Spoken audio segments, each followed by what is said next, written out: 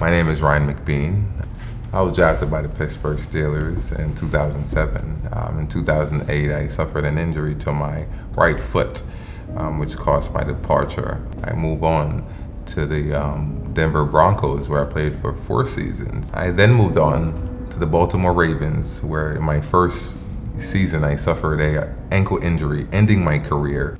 Yep, Ryan is typical of many pro athletes. Before retiring, he spent 7 seasons with several NFL franchises. During that time, he sustained multiple injuries, many of them severe. The last one actually ended his career. I suffered injuries to both my knees and also to my neck and shoulders. I have built up cartilage where there's arthritis and pain, and also in my knees there's also constant pain as well, and nerve damage. Now, if you're an athlete and you participate in sports, you know that discomfort, pain, and injuries, well, they're to be expected. It's just part of the deal when you get on the field. But you listen to your body and you respect your limits. If you're a professional athlete, however, there are no limits. Pain, hey, no problem. Just bring on all the medication. My ankle was dangling off to the side and I couldn't feel anything at the time because I was on Toradol to prevent me from feeling any pain at the time. And when it happened, I tried to put it back in place on the field. Toradol. Well, it's a non-steroidal anti-inflammatory medication. It's not a narcotic, so it's given out just like candy, often before game time, as insurance, so that if an injury does occur, it's not felt as much. As a result of my ankle injury, I suffer severe blood clotting and nerve damage, which I'm forced to take blood thinners for the rest of my life for, to prevent those clots from traveling to either my lungs or my heart. At the time, I was prescribed Oxycontin, Percocet, and other numerous painkillers. Those pain medicines are all narcotics. Vicodin, made from hydrocodone and acetaminophen, is federally regulated and classified as a Schedule III drug. For me, I remember being on opiates my first time when I had my ankle injury. So I didn't want to do anything. I didn't want to get out of bed. I didn't want to move. I just wanted to lay in bed and sleep. And that pain just snubbed me, just made me feel like I wasn't capable of doing anything. Moving up to Schedule II, you'll find Percocet, which is oxycodone and acetaminophen. It's 2 times stronger, milligram to milligram, than Vicodin. And Oxycontin, which is a timed-release oxycodone medication. Both are stated to have, according to the DEA, high potential for abuse and may lead to severe psychological and physical dependence. And it's actually drugs just like these that are more often than not given to athletes like Ryan. And that's something that I had to deal with every single day, of my life. That pain, constant pain in my ankle, in my back, in my neck, in my shoulder, and these things aren't going away. My first time using cannabis was when I had an injury with the Steelers, when I broke my right foot in Pittsburgh.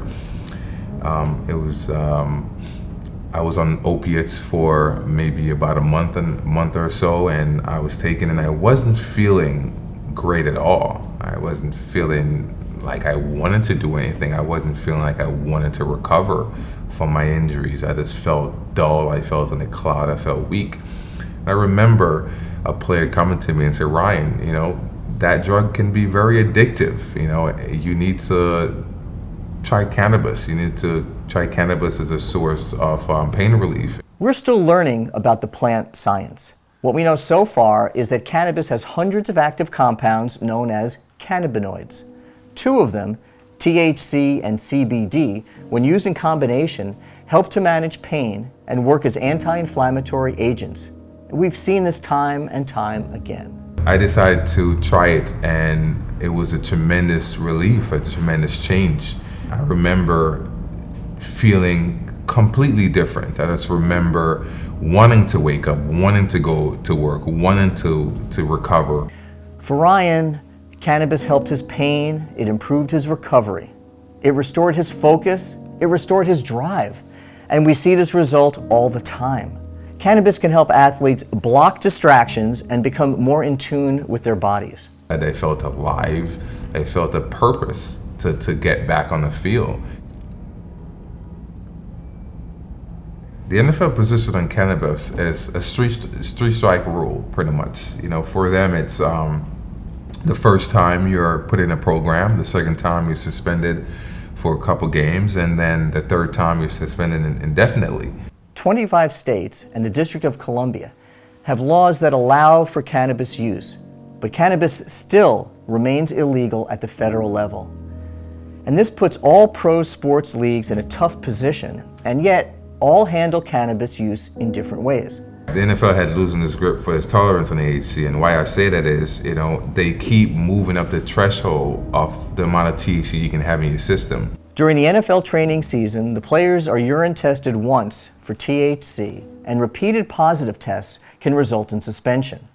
You know, but the level of THC that was acceptable was raised in 2014 from 15 nanograms per milliliter to 35 nanograms. So it's not as if the NFL has a zero tolerance policy. And that's why I'm starting to have confidence that the NFL will soon move on to adopting the drug into their program. Other leagues, well, the National Basketball Association and Major League Baseball collectively bargain with the players' unions, and fines come into play only if repeat tests are positive. The National Hockey League, they don't test for THC at all. My hope for the future of cannabis use in the NFL is that the NFL will adopt it to be used by its players for pain management, so that they can taper off using opiates, an addictive drug that you and I both know has caused a lot of pain and issues in a lot of families. I received some support, but majority I didn't really receive much from my family. It was a lot of projected shame. Unfortunately, the stigma that Ryan is speaking about is typical and widespread. People have this image of a stoner dude sitting on a couch in a haze of smoke, unable to move, locked in there with just no motivation.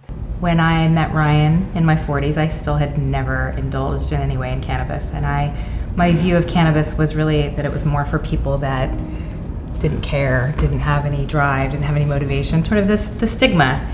And I was definitely not a proponent. And there's no question that the stereotype exists.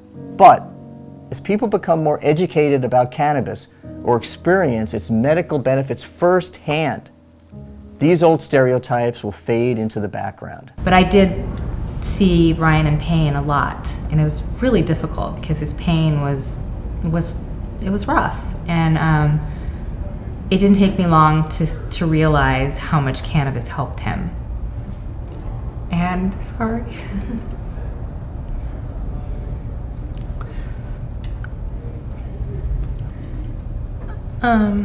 So looking back on my previous view of cannabis makes me feel pretty terrible sometimes. We all know people that suffer from pain, whether it's from a sports injury, arthritis, migraines, and the list just goes on. In 2012, there were 260 million prescriptions written for opioids. Well, that's enough to give every American their own bottle of numbing addiction. There is something seriously wrong about that, especially considering that we have a natural alternative with such great potential: cannabis.